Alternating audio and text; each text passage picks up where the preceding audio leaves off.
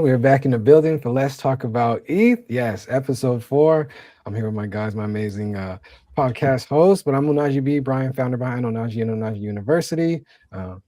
Just rocking this live stream journey, going crazy. But yeah, this we're sitting here again Wednesday night. 3 p.m. PST. But I got my guy Better Call Zal in the building and Maseo from We the Media. We got a special guest in the building as well too. So yeah, we're gonna introduce him and get into another amazing conversation, man. How you guys feeling? What's going on? Z, what's the word, man? How you doing today? I'm feeling good. It's a beautiful Wednesday here, wavy Wednesday. A lot of different things experimenting with in this beginning of April. I'm excited. I think there's going to be a lot of fun opportunities for people to try new things.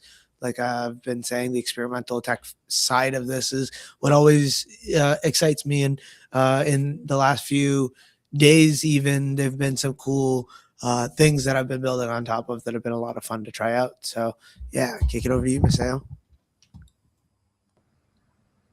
Okay, that's like I'm doing great. Today's my last day in Denver, Colorado. I've been here about 6 weeks. First day I saw Zol. Last day I'm seeing Zol. I like that. And we're well into the podcast, no less. So that makes me feel good about some follow through. I'm excited to have Fidesio here. I'm excited you've been helping us with clipping and actually getting our workflows around the podcast moving again, which I definitely appreciate because I needed to start asking for help and delegating and not just trying to catch up. And so, yeah, I'm excited to have you on and excited to be hanging out with you guys. How are you doing, Fidesio? I'm doing great. It's around 1 a.m. There is right here in Kenya, but I don't know what's the time in your current countries. But in Kenya here we are good. The weather is good. It's kind of we just came from rainy season, so it's sunny. But yeah, it's good. Everything is good, and also I'm good. I'm doing good. That's all to hear. That's crazy. I love how global this thing is. Love how global just building in blockchain, building community, with Ethereum communities and different things like that. So yeah, I'm in LA. It's sunny LA. Still sun's out. It's 3 p.m. So yeah, I'm trailing all of you guys. I think that's a big dub. No, that's true. And Brian, he just gave his yes to like a 5 a.m. podcast end of the month. So he's braving the early. Oh, just kidding. I don't know exactly what time it is for you, honestly, but I know it's out of the ordinary time, and I'm feeling grateful and a little bit relieved. Zal's been letting me know I got to watch myself. He's been checking me in the chats. Nah, you're all good. But what's it called, Fidesio? I'd love for you to introduce yourself, tell the audience a bit about you, how you got into the Web3 space, what you find yourself doing in the space. Yeah, whatever feels right. Yeah, I'm a content creator. So currently, I'm working on a show called Hasoyangu Show. So it's more like a show that tells stories of African business people and African builders. And I've been doing this for the current 3 years.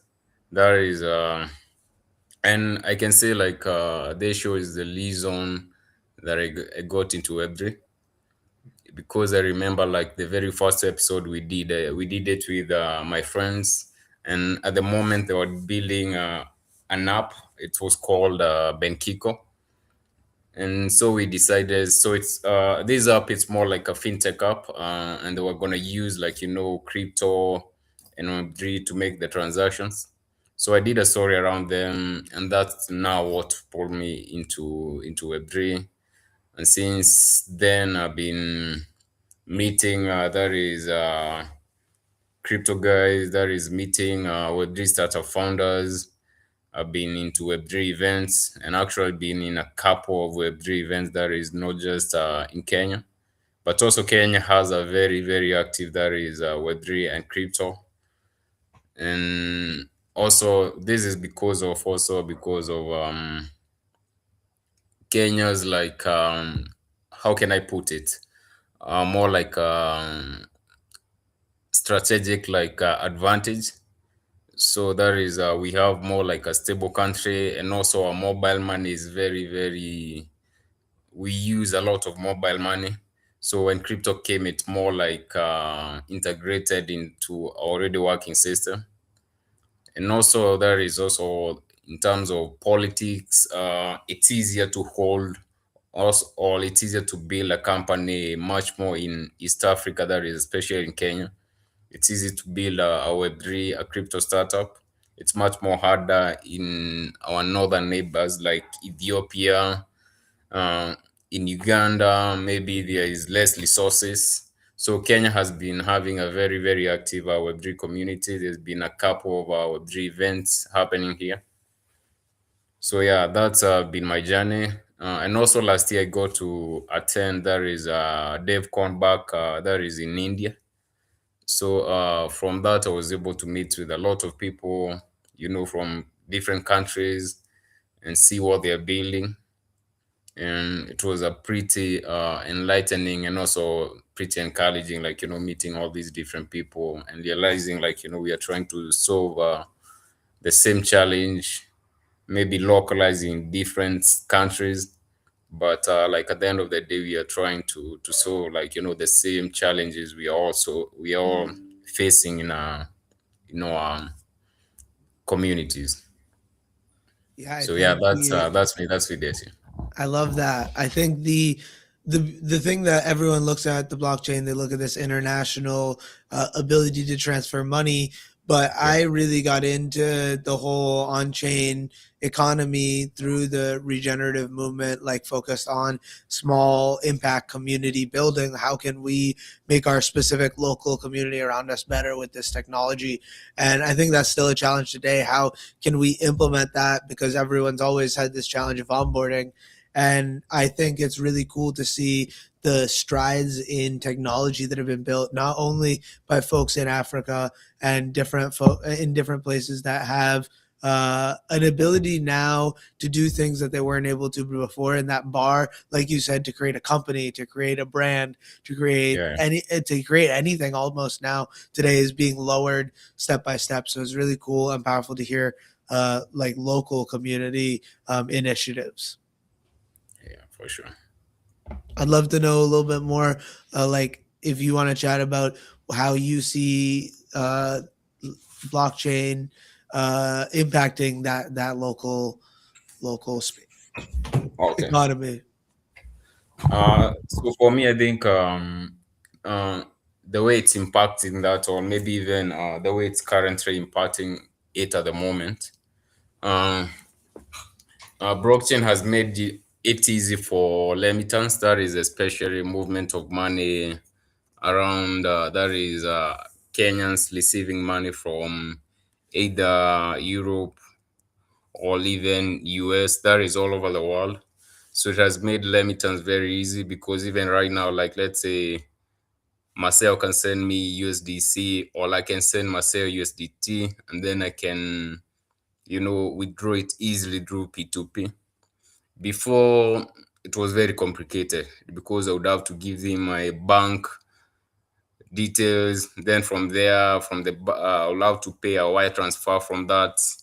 So like crypto or the blockchain has made it easy for these transactions and also this payment to be much more faster and also very much more cheaper because the transaction cost is much more lower. But also I think it has like opened up that is the country to other people because I can say like the reason the crypto community or the Web3 community in Kenya has been very active is because of the effort of other people. There is, and these are mostly community managers of different chains of base of all these different chains who have come either to Kenya to teach people about these. And actually, the way it used to go, like, and also what's happening at the moment, these community managers will go to different campuses and they would like either teach students about what is Web3, what is the blockchain, how to build on the blockchain. And so that really got a lot of people interested in Web3 or in all these different chains. So yeah, one of the thing I can say. I love that, and I think that's a huge piece that kind of gets lost on a lot of other people that are building in Web3 just globally. Is that this has been game changing tech for a lot of people around the globe, and it's like we're able just the ability and have the ease of transacting, building, collaborating cross borders now is insanely different. Like something like this did not exist before blockchain, and I think a lot of times sometimes people, especially in the US, they'll be in their little bubbles like, oh, okay, we're just gambling, it's rugs and scams and stuff. It's like, no, people are building businesses, global communities, global corporations and different things, building IP together globally like they've never done on the internet before. So yeah, it's dope, man. Shout out to you.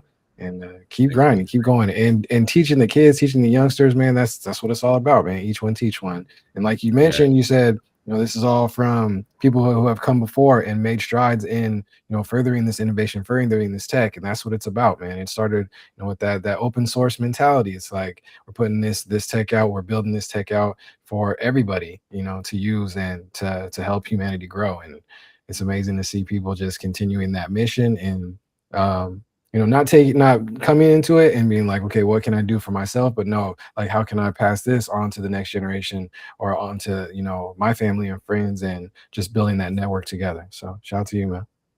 thank you very much, Onaji. Yeah, I'm curious to hear you speak a little bit about between Ethiopia and Argentina. How would Yeah. you tell us about that journey for you and what that's been like for you as a content creator, as somebody learning about what this technology means, but not necessarily right as a finance person or as like a founder yourself, like a startup founder, right? But just as somebody seeing the narrative, seeing the Yeah. world, documenting it, helping other people tell their stories. Like, what's that been like for you? So for me, I can say like even though like Ethiopia is like our neighbors, and it's like 24 hours that is a drive or by bus. I think there's a very strong divide. It's more like an iron wall, and it's not like a ritual wall. It's more like a culture wall, yeah. Because these communities are very different. And when I traveled to Ethiopia for my first time, I felt it. Even though like we are all in Africa, for Ethiopia it's more different. And one thing is because they have a different language from what we speak. For us, we speak English is one of the main language, and also Swahili. And but Swahili Ethiopians don't speak Swahili, and also they don't speak English. So there's a more like it's very hard to communicate with them, and that was one thing that hit me. But also I realized that because Ethiopia is mainly like their main language is Amharic, they don't have English as a must to be taught in their schools. So most of the people there's a lot of language barrier, and I think this has been one of the things that has contributed to not like a lot of people fully adopting to crypto or knowing about crypto. But also the surprising thing, considering Ethiopia population, they are one of the leading countries with the highest number of crypto or Web3 users. And that's because the population is big. But still, considering like, the literacy level, if the literacy level was much more higher, there would be more people that is onboarded in Web3 or on the blockchain. So I can say like that's one of the things that I noted when I got into Ethiopia. But also we met with a lot of founders, and these are founders who are trying to build in different industries. And Ethiopia is more like it's not like Kenya. Kenya, we have a lot of competition in terms of companies from all over the world they are setting up here. So there's a lot of competition. But in Ethiopia, it's more like a controlled economy by the government. So for the local startup, it's very easy for them, like to start off and get a lot of users. And I noted this with they are like sharing up. For us in Kenya, we use Bolt, we use Uber, but in Ethiopia they have their own that is like sharing up. and it has a lot of users, that over 100, over I think 20 million users, and that's pretty impressive. And I think in terms of Web3, in terms of blockchain, that's the same angle I think it will be, because it will be like a fresh ground when anyone will set up either a Web3 company or a P2P or a fintech company. It will be easy to get users because the market is very fresh. And also, in terms of content, I can say, yes, I made content while I was there. Uh, but as so I cannot say, in terms of content, there's a lot of content creators that is in the entertainment sector, but also in terms of maybe like documenting Web3 stories or crypto stories. We don't have people yet who are like, maybe like people like myself who are trying to get in there. This is something that is, I think, still fresh there in Ethiopia. So unless you guys maybe have a question about Ethiopia, maybe I can move on and talk about my experience in Argentina. Yeah, I mean, one thing I'd be curious to you speak to is I know Nairobi is also very diverse, but Yeah. between getting to be at the events in Nairobi, like Eat Safari, and then the Ethiopia, right? What is your take on, I guess, just how you see the community of builders, right, in East Africa? Uh-huh. So I can say like in Nairobi, of course, it's very, very diverse, compared to Ethiopia. And that is because that is that the language thing. That is there's a lot of people coming in Kenya, in Nairobi to set up, and also Kenya has a more tourist attractions compared to Kenya, to compared to Ethiopia. So events in Nairobi are much more diverse. There is even when we hold there is crypto events like Eid Safari, people come all over from the world. But when we held that is the event in Ethiopia, then even though people came from all over the world, but it's not like there were a lot of people who knew about the event.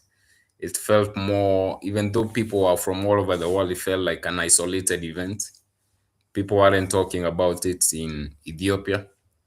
But when you can come to Kenya, when you hold a crypto or a Web3 event, it doesn't feel like, isolated. A lot of people will talk about it around the country, in Nairobi. So yeah, I think in Nairobi it's pretty diverse.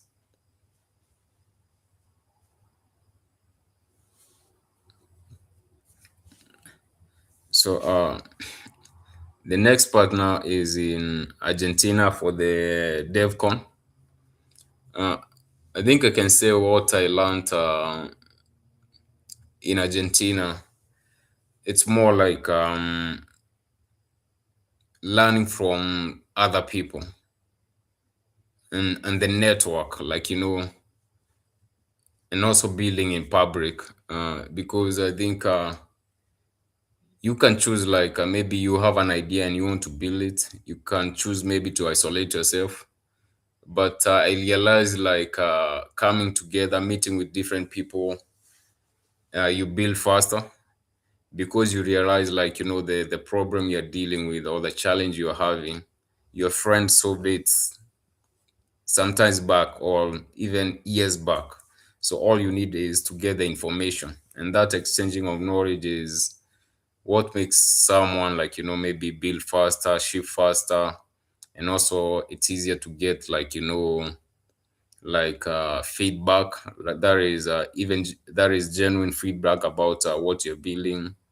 You can even get experience from people who have built it in different markets, or people who have made it successful in different markets.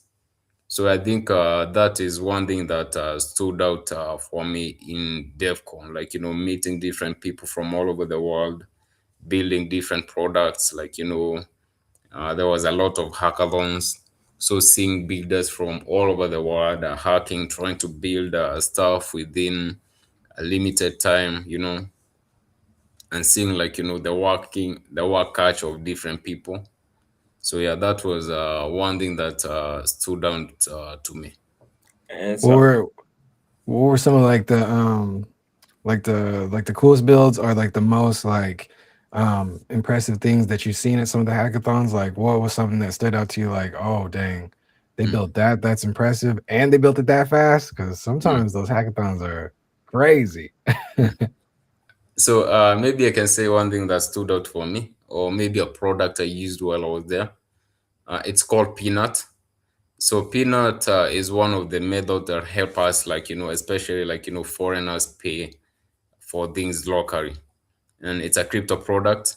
So you can just easily like I think right now it's more localized in Argentina. So you could easily top up it via crypto, either USDC or USDT. And then from there, you could pay stuff with it. You could either like scan a QR code, or you could maybe pay via their credit card. So that was one of the product that stood out for me. This is a product that I used. Uh, in terms of hackathon, I think back then when the event was happening, the AI agent or AI agent was just like getting going viral. So I think there was someone who built an AI agent that could pay stuff that could, I don't remember, but it was around like paying stuff that is on the base ecosystem. So that's another product that stood out for me back then. That's sick. Love to hear it, man. That's cool. Go ahead, Mateo. I cut you off, man. What were you going to say? no, you're okay. I was about to jump in. I was just gonna ask you. So like now you've been around the crypto ecosystem. Like, what is your sense of what this like? What is Ethereum to you? Like, yeah. So for me, I can say like from how I've interacted with crypto, with Ethereum, and maybe even different tools that is on Ethereum. I can say it's an ecosystem, and for me, at the moment, from what I've seen, it's an ecosystem about finance, and it has built like this technology that has made payments very easy, and people are just trying like to build on top of that, like trying to solve like different uh, issues or different challenges this product is facing every day, since day one, since it was built. People are trying to build these different products, either L2s or ZK products, and right now AI is here. So for me, I think from my perspective, I can say like Ethereum is a finance infrastructure. It's an ecosystem of different finance products. Yeah, that's interesting. I think that one of the remarks I've heard recently is that, you know, we always keep on saying we're too early for blockchain, but like maybe it's just that blockchain was built for AI at the end of the day. And I think it's such a perfect verification structure for AI. But then now we're coming to AI agents and being able to pay and make payments, like you said. Yeah. I'd love to know where you think that future with blockchain is with, AI as it gets more and more integrated into everyday life, just naturally of the tech getting better and better. How do you see blockchain's role in that kind of upcoming in these next few years? For me, I think one thing is AI and blockchain will really come together in terms of AI will use blockchain in terms of payment. That is especially like what we call like autonomous payment. Uh, because even right now, like there are people who are building the AI chatbots, that is, or even Web3 chatbots, where you can just pay via your WhatsApp, and so you can like just chat something and tell, say, pay this person, let's say like $10, So I think with more integration, instead of you now typing it, to be AI now doing all that stuff behind the background, like making the payments, you know, making sure they are verified, maybe even following up about certain payment to see like where did I send this money or what happened here. Even it will help with streamlining all those payments and making them easy, maybe even like trying to figure out like which is the best part, like to send money from here up to here without with reducing that is the cost and the price and even the time. So I think blockchain will play a very big role in terms of AI autonomous payments.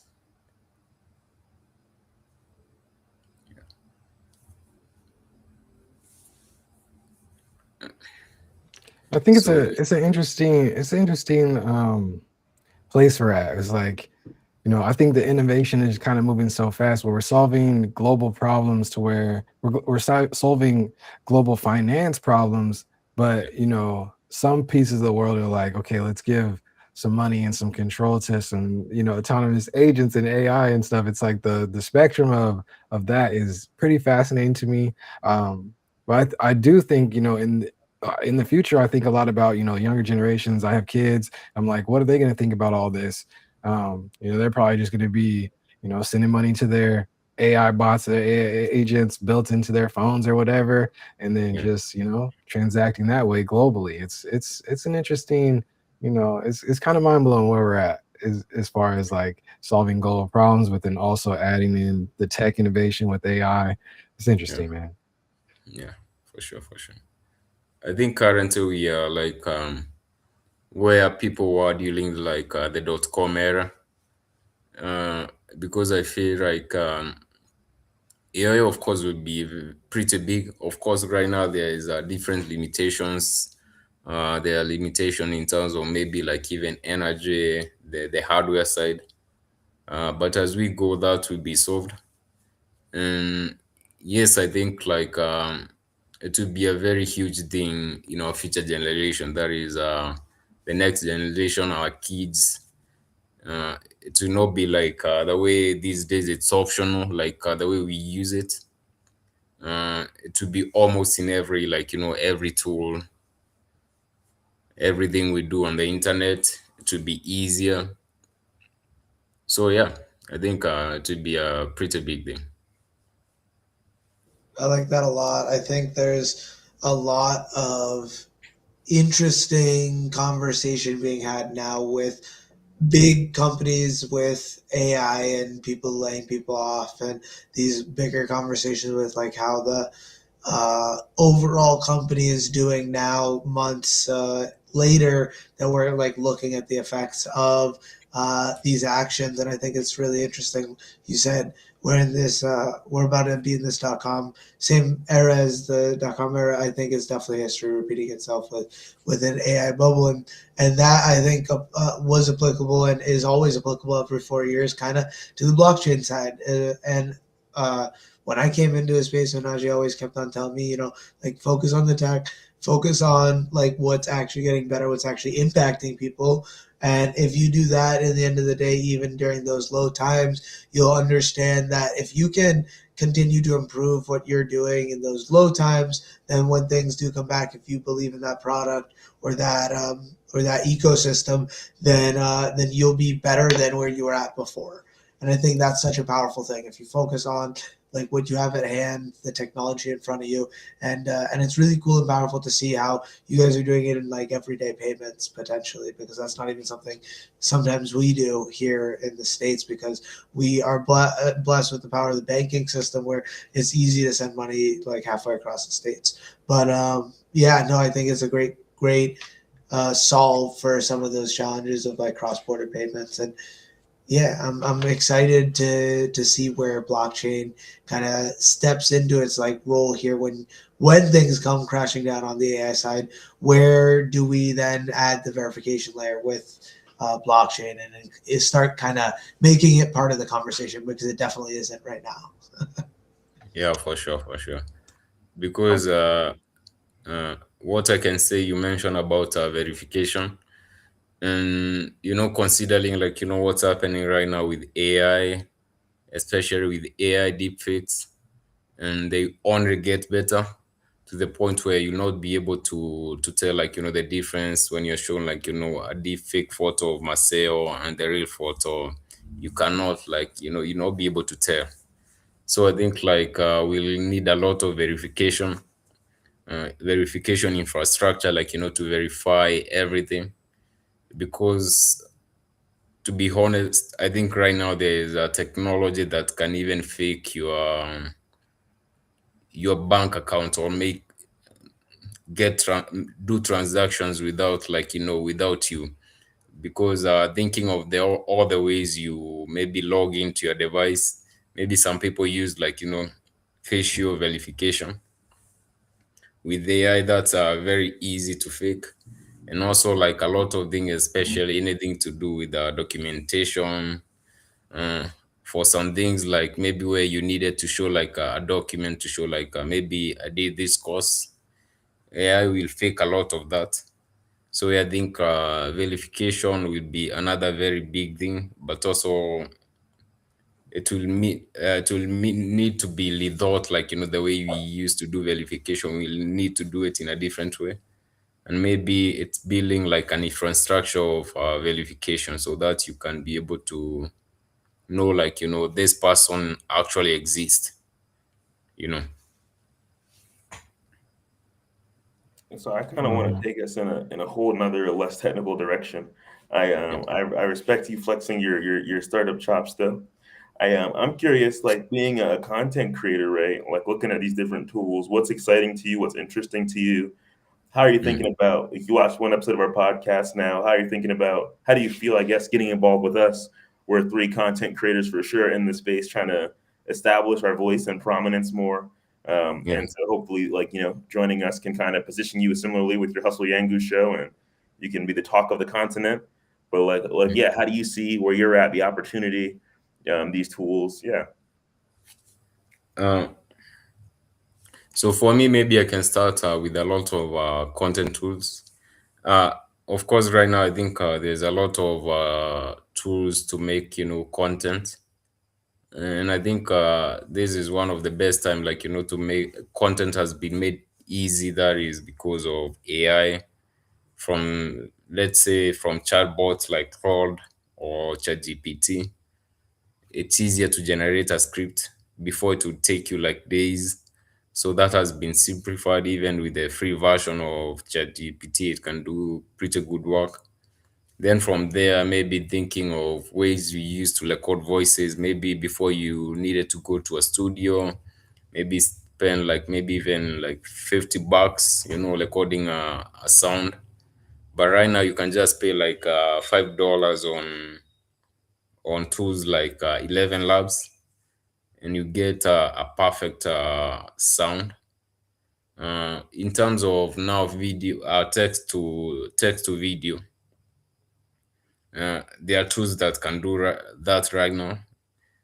From like image generation, most chatbots can do that, like Grok, Claude, ChatGPT, Gemini.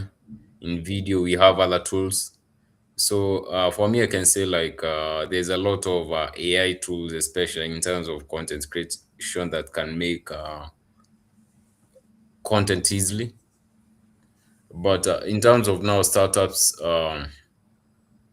especially maybe Web3 startups, this has even made it easy, especially the content side, the marketing side, easy for people building like different products. That is either Web3 or any other, that is their marketing has been made a little bit easy. Right now, maybe what they need is a concept and how to execute. I That makes hope I sense. answered your question. Yeah, yeah, but I even really meant like with Hustle Yangu, for example, or you sent me Mm, like you made a vlog from when you were in Argentina. You shared with me over the weekend, and I was yeah. curious, like as you've been creating your own content, doing your own show, like are there tools in Web3 that you're excited to use? Do you feel like this leaves you feeling, like now people say you can own your own audience, right, or your relationship to your audience. Yeah. Like more in that kind of vein, like do you see an upside to being a creator in Web3 outside of like the business side of it per se? For me, I can say one upside is I cannot say like right now there are tools that are related to Web3 that I can say have made my experience like better. Because maybe we can start like maybe NFTs, but also I'm not like I'm more like video based, so I don't know much about NFTs. But in terms of video tools or let's say audio visual stuff, as a creator, I think I cannot say like there have been any Web3 tools or any tools related to blockchain that I can point at that I can say like I'm excited about, or I can say have impacted my content. But in terms of content, especially through Hasoyangu, maybe it's the stories I make from these. It's the different startups I meet, building stuff, and I get to tell their stories.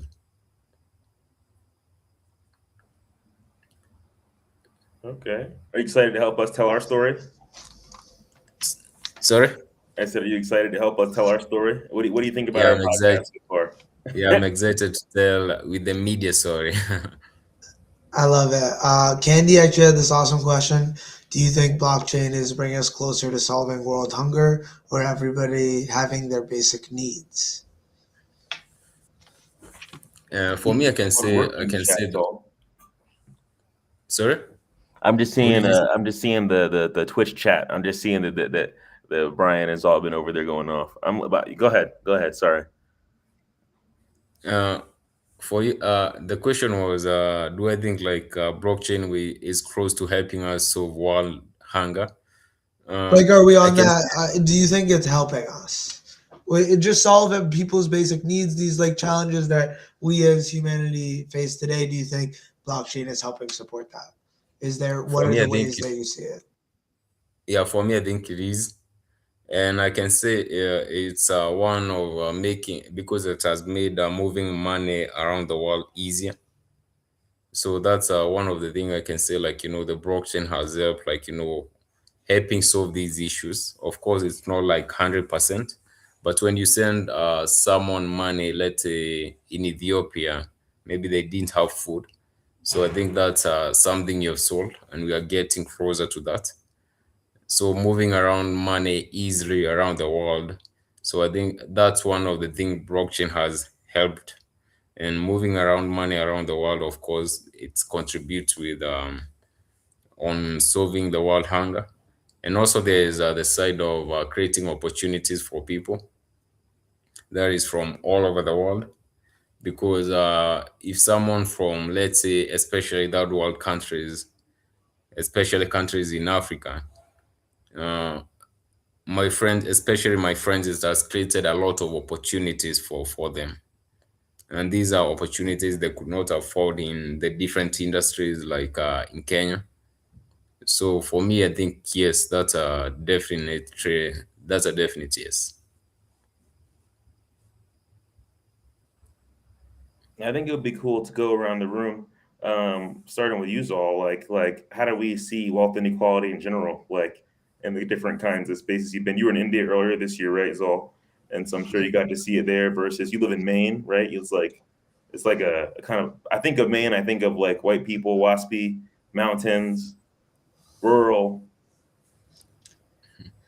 Yeah, I mean, you go a Where do lot of you ways live? with wealth inequality, right? I think that if you go with Candy's question, I think that we're definitely, just like Fidesio was saying, on our way towards that. Not only with the ability to make capital move from border to border, but also information, the information flow, and being able to share and collaborate on information from halfway across the world at the speed of light, I think is the power that is super missing. And like with that, I think it makes it a lot easier to do some of those things and solve some of these wealth inequality gaps, because the biggest thing that's been pushed is just like either misinformation, but just like the losing the thirst for knowledge, just learning in general.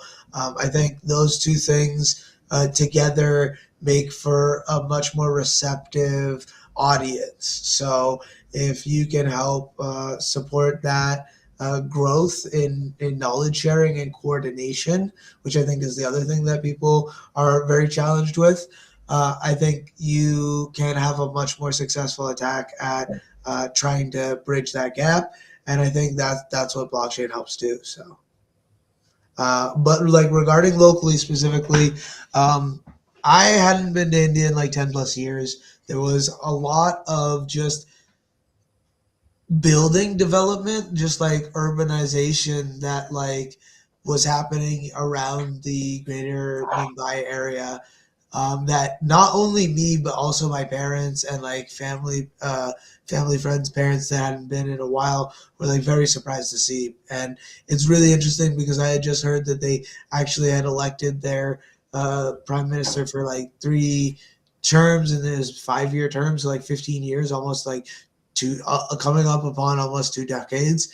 And that's just nuts for me to like even conceptualize around like our challenge of the in the United States of the changing hands of power. And I think it is just a really interesting opportunity to learn more about other cultures and how different people solve different problems, because some things aren't just communicated well. And like someone could be solving something in New Zealand halfway across the world that solves the exact problem you need to know. You just don't know about that yet. So that's where I kind of see the power. That's where I kind of am excited. And I don't remember what the exact question was, but I'm going to kick it over to Brian. Yeah, I answered you put my answer in chat, but yeah, I think there's a great spread of wealth allocation, like Z was saying. We definitely do need like a major shock to the system as it is. I think blockchain is a good tool for communities of people to really have the tooling to be like enough is enough. We're going to do our own thing. We can sustain ourselves for the most part, which I think is a cool little piece of this internet tech. That right. I said it'll be a long time before we solve like world hunger, or we can definitely start closing the gap. And I think it's a good solid thing. My guy Nacho in chat, he said he's been talking about Paytm for a minute. Over in India is a new digital payment system. Pretty much greatly improved the economy. It's not perfect by any means, but it's helped everyone from like the smallest fruit vendor to the farmers and in between and stuff. Yeah. I'm telling you, we went. Okay, so we were there for 3 weeks. And I went out. I saw cousins that I hadn't seen in 8+ years. I'm now a full blown adult. Before I was like 6 months out of leaving my parents' house for 18 years, and it was really fun because one of the days we went out with the cousins, and I was just asking like, okay, like I don't have cash. Like, do you have cash? She's like, bro, not a problem. And we just pop out of the rickshaw, and it's just a QR code, and you just scan it, and boom, and then you just show the receipt of the payment, which I think is also super sketchy, but I guess is a whole different issue for a different time. But it was really interesting to see the innovation on that. I mean, like you said, not related to blockchain, but very powerful, like digital payment infrastructure. And now let's say that there was the ability for at an institutional level that, I mean, the Indian government couldn't even do that at a blockchain institutional level. Like no one could handle that at this current moment with where we're at. But the power of like having a centralized entity doing those things and modernizing certain systems, I think is super powerful. And then one of the things I also want to mention at the end, which is interesting, is that's India, their digital currency, a little bit like, let's say, behind the US, where I'm from, where I'm thinking and learning. But then the US is actually pretty far behind even just like Canada in terms of digital payment infrastructure, and hearing what they have over there and the power of like their Zelle is like within their bank account within itself, which is really interesting. I mean, it is very centralized if you're looking and talking about ETH in terms of decentralized structure, but the ability to actually have low friction in moving your money is very powerful. Again, that's within a nation state, and where blockchain is super powerful is internationally. But I think it's really interesting and unique to see how payment structures from different systems are formed, and how honestly everything can be improved upon with blockchain. But it's how do we take it one step at a time and ensure people's trust in the system, and why it is more beneficial than a system where you can have quid pro quo with people in the government, and you have some of these backdoor dealings. So I think it's very powerful for transparency on that front.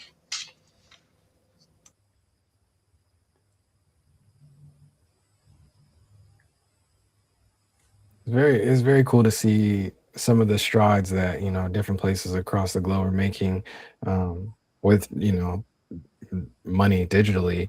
And yeah, it's What do cool. I you think, think Maseo, on the wealth inequality thing? Because I'm yeah. curious to hear your thoughts, and then we'll kick it over to Fidesio to end off. I know you said a little bit, but I'm curious what their synthesis of it is.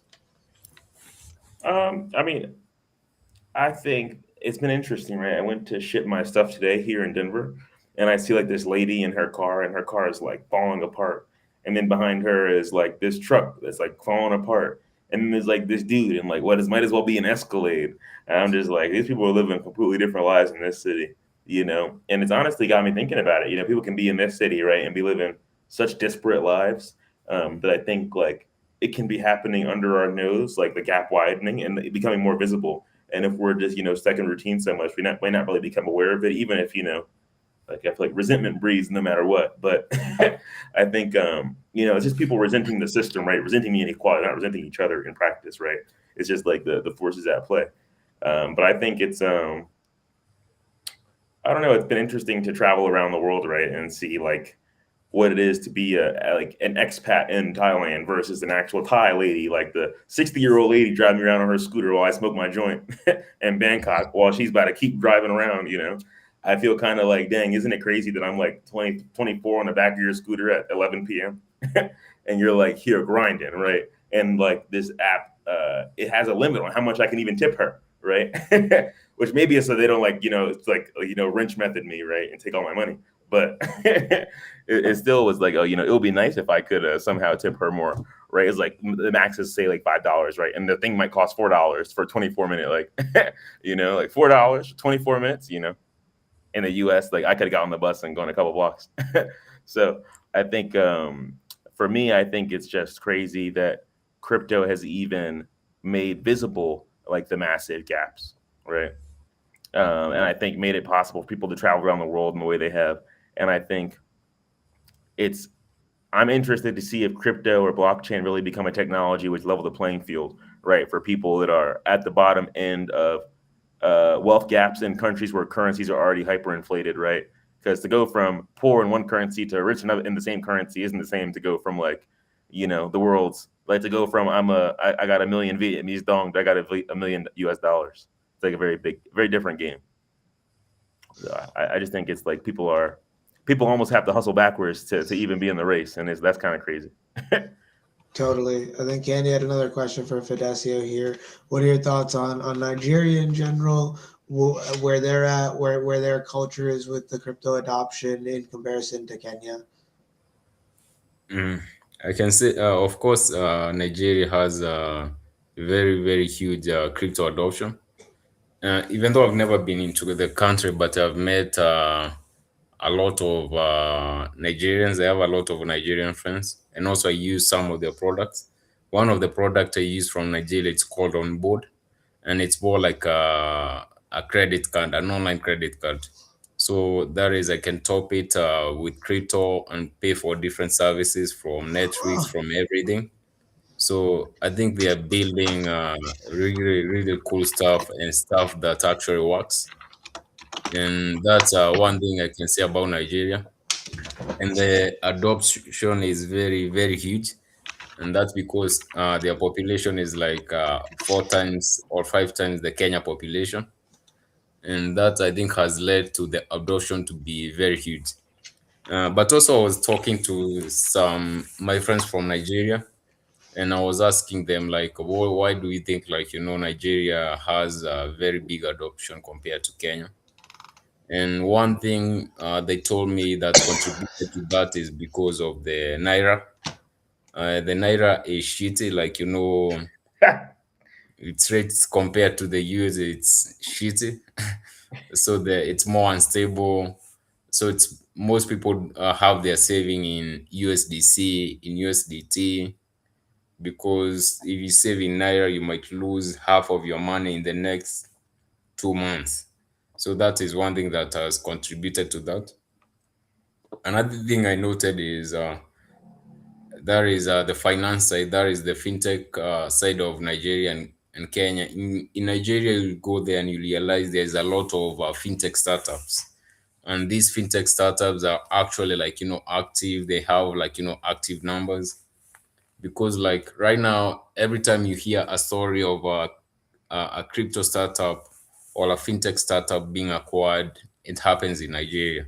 Like Stripe acquired Paystack in Nigeria, and I think the reason there's been a lot of Web3 startups now, other than the Naira being shitty, is because of competition has been around. In Kenya, the fintech side is dominated by one company. It's called Safaricom. And actually, I think it's been one of the most impressive thing that has happened in Kenya, because back in the days, all the way back in 2007, you could send money through your phone that is in Kenya. Even like, I don't know, if other than smartphones, there's the phones with just like, the keyboard, they don't have the internet. So you could just send by a USSD. So Kenya was able to dominate that mobile money. This company Safaricom was able to dominate mobile money, and that made it harder for other startup. Like if you wanted to build a startup, you'd have to like compete with them. But now in Nigeria, they didn't have this thing, so people would build a startup from all over. There is a Paystack, there's Money Point. So there's competition, but you're not competing against giants. You are competing with your fellow startups, Hmm. so you can actually grow from that. But I think the issues with the naira has contributed a lot with the crypto adoption. There's a lot of adoption, and also there was a study that was done sometimes back where they noted that most people in Nigeria have their savings in USDC, and actually, Nigeria is one of the country that is holding huge amount of USD stablecoins from USDC, from USDT. I think they have even a higher like holdings of saving, even compared to some countries in Europe. They are among the top 10, and that is explained, of course, because of the naira. But yes, I think I wanted to that's add one something thing. in. I know I'm interrupting you, but I feel like sometimes I just need to jump in. I something that I know is I know there was like the big NSARS protest Yeah, in 2020, I believe, right? And a yeah, lot of money that went into that protest was like people from the diaspora and like in Nigeria, right, who were yeah, funding it through crypto, yeah, and like specifically through Binance, and the country made it illegal. yeah, But like inflation kind of fucked. It was like I think more than 100% over the next 2 years, right? So people are literally watching themselves not be able to afford food, and so I think, and then on top of that, right, there were a lot of like the Telegram apps were like yeah, farming Nigerians for attention, right? Like, oh, like come tap on this hamster. Like there was some hamster game. I know the first time I went to Nigeria, like generic and my friend Bio were showing me this app on Telegram where you could like farm this hamster, which runs. And then there's also like this pie app on Telegram where you can stake your pie that you earn over time. And so there's a lot of kind of like liquidity based attention. I won't yeah, call them Ponzi scheme kind of things, but they're kind mm, of farming the massive number of people there for users so they could raise money. And so they were doing airdrops, right? So there was like a big airdrop culture as well. And so I think a lot of people who are trying to figure out how to make money, there's like a big Yahoo culture too, right? Which is just like yeah, this yeah. Who online boys? scamming culture, right? And so there's already people who are on the internet trying to figure out how to finesse, and they're just getting like these are the new methods. Like now we can do the airdrop farming. Like oh, if I don't have a wallet, like even like right now we're doing these $100 weekly video journalism bounties, and I'm sure that for some people it's like they don't necessarily see a concrete other attainable path to making $100 this week, even if they don't make $100. Like this is the only fair shot they have at $100 this week. And Yeah, I think that a lot of people don't really get like that's like I think that the monthly wage for some people is $200, like the medium income in Nigeria, and that's assuming you're in a city, right? If you're like not in a city, you could live off way less than that. And so I think that for a lot of people, it's just been like with the economy shifting so much and there already yeah, being an online money culture, you might say. I think a lot of those things are driving a lot of younger people into crypto. And then I think you just have people who've been trying to build wealth in Nigeria, right? Who are early to Bitcoin as well. But I think that Yahoo culture and the INSARS protests were also a big part of what popularized crypto there for people, and then right those airdrop farming opportunities. yeah, for sure, for sure. Yeah, and also maybe to add something on the Yahoo culture. Uh, Was that? the Yahoo culture, the Yahoo thing you are talking about, the Yahoo scams Oh yeah, that yeah, yeah, yeah. were common in Nigeria. Mhm. And someone was telling me, like, when that thing was very, very huge, when crypto came in, it was like it made it go boom because crypto made receiving money from all over the world easier. So it made it go very, very huge and very big. Hmm. But also, like, the other point I can mention is remittance. I think remittance is one thing that has contributed to, like, to the growth of crypto. That is, especially in Africa, and the different communities sending money back in Africa. Hmm. And I know, like you guys know, there's a very huge Somali community that is in US. And this Somali community is mostly from East Africa, mostly, let's say, Somalia, but also they are from Kenya. Kenya, we have Somali community. Ethiopia, we have Somali community. My Uber And driver with my boxes, he was Somalian. sorry? My Uber driver coming back from the post office, he was Somalian. Yeah, yeah, yeah, yeah. Yeah, so Somalians are very, there's a big community, especially, I think, and also we cannot so fail to mention that is Minnesota. Uh, from me, that is what I know, where they say in many Minnesota. But also I can say, like, you know, those are huge communities of Africans in different countries, either in US or in Europe, have contributed a lot in the crypto growth because at the end of the day they figure out, like, sending money via crypto to Africa is much more easier than using, like, the traditional means.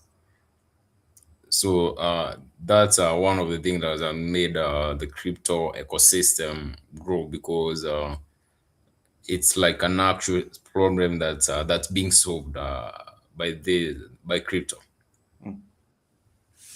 I know we're coming up on being on here for an hour, but I think that you're a good person to speak to this, given that you've been able to travel a bit around Africa.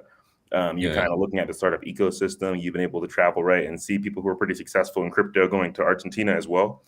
Like, what do you feel like are some of the challenges that African founders face, that you feel like are unique to African founders in East Africa, or even just going to Argentina that you saw, right? Like, I feel like, yeah, I'll just leave it there. So for me, I can say, like, the main challenge, of course, it's resources, and resources, they can be in different forms. Uh, Even information can be a resource, and I think this has been, like, the main challenge that we faced at the beginning, because I remember there was a time we were in Ethiopia with you, and we were in a certain balcony, like, smoking some joints, and we were saying, like, some technology come in Africa, but right now things have changed. But before, things used to come in Africa, like, technology come in Africa late with like 3 to 5 years, Hmm. because let's say, like, an example with blockchain or crypto. Hmm. Blockchain started, let's say, in the US. It was very big around back in 2015, 2016. But in countries like Kenya, we were only able to really know about it or for it to be active all the way maybe around 2019, 2020. And maybe one of the things that contributed to this is because the access to the internet. The more people got access to the internet, we were able to know now, this is what people from the United States are building. This is what people from Europe are building. And that goes all down to resources, because back then people didn't have a lot of access to internet, and the reason they didn't have access to the internet is because most of the country was not connected to electricity, so people could not get internet. And also maybe people didn't have, like, smartphones. Smartphones only started being active at least, let's say, around 2015. That's when uh, everyone could own a smartphone easily. So I think resources has been like the main challenge. And also, like, let's say here in Kenya, maybe if you want to build something, it would be much more harder for you, maybe even accessing, let's say, uh, accessing, there is VCs, people who can fund your ideas, and maybe not even VCs, some resources. There are some startups you cannot build here in Kenya or in Africa because we don't have like enough resources. So yeah, I think resources has been the main issue, but at least we have solved information. Right now, you can know what's happening from all over the world, no matter where you are. Yeah. Thanks, man. I appreciate that. So what I heard is we got to start a fund to invest in the African-led startups and projects, so we could be minority owners in the continent. We're doing reverse colonialism. We're minority owners now. Stop playing with it.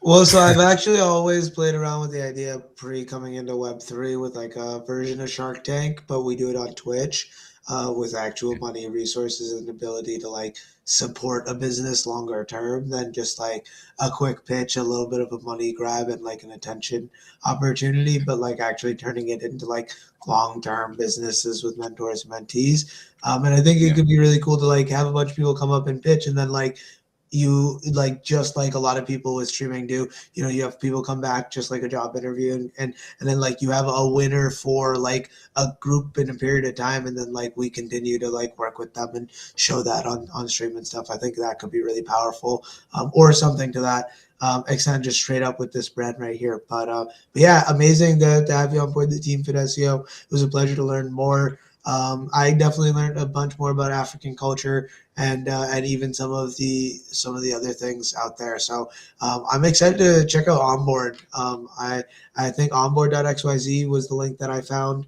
I'm Yeah, definitely yeah, gonna check it that's out it. here, and like I think it can be really powerful as a whole. So thank you for putting me on game, and yeah, kick it over to you, Pete. I was gonna say the guy who Yele, who runs Onboard, he was working at Binance. I'm pretty sure when they got shut down by the Nigerian government. I'm pretty sure that, but I think he's a UK. He's a UK Nigerian. He's not. He doesn't live in Nigeria, but I'm pretty sure he was working with them at the time. But yeah, I think that's dope. I think it's cool. I didn't know they had like a debit card and stuff like that until you said that. Honestly, that was news to me. Yeah, they have a debit card. Yeah.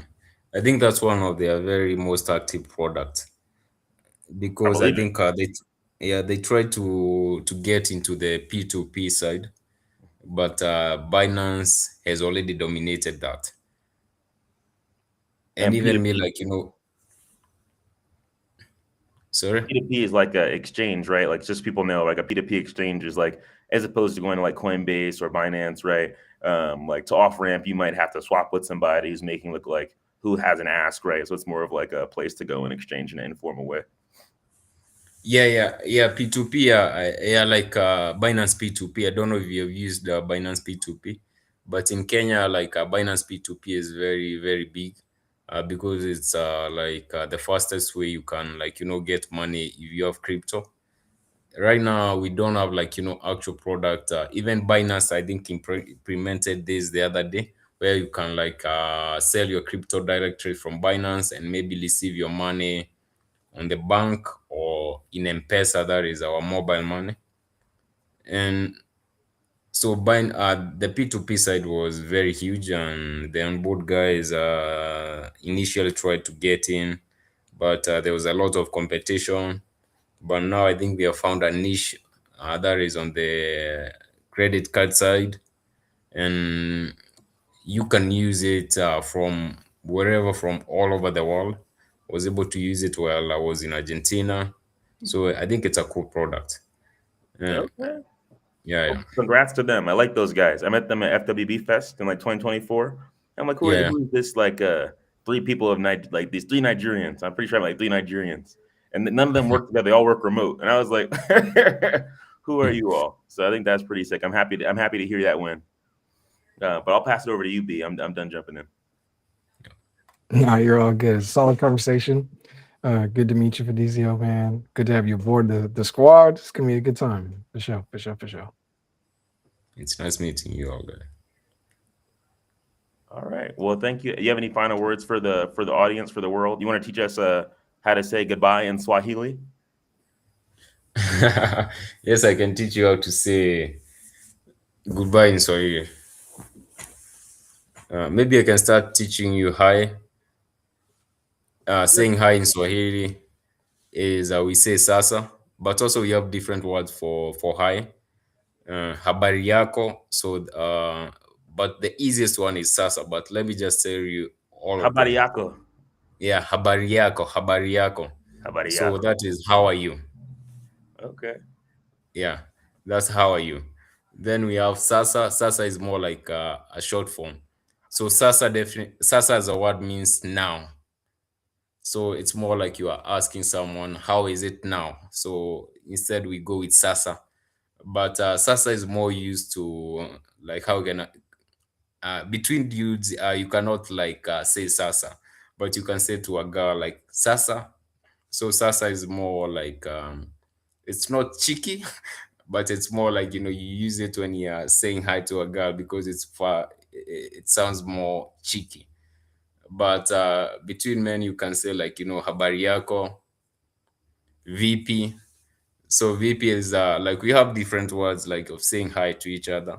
So VP is like it's asking how are you, VP. It's a short form. So okay. I guess we got VP and habari yako. Yeah, yeah, yeah. So Oh, VP boom. na with the habari yako. VP and Habariako. Well, thank you so much Yeah. for teaching us, Fidesio. Appreciate it. It was honestly a pleasure to have you on, and yeah, thanks again for everyone who popped in. See Yeah, y'all next time. Asante. it was a pleasure meeting each one of you. Yeah. And I love this. I There you think go. this is a very good conversation and I enjoyed it.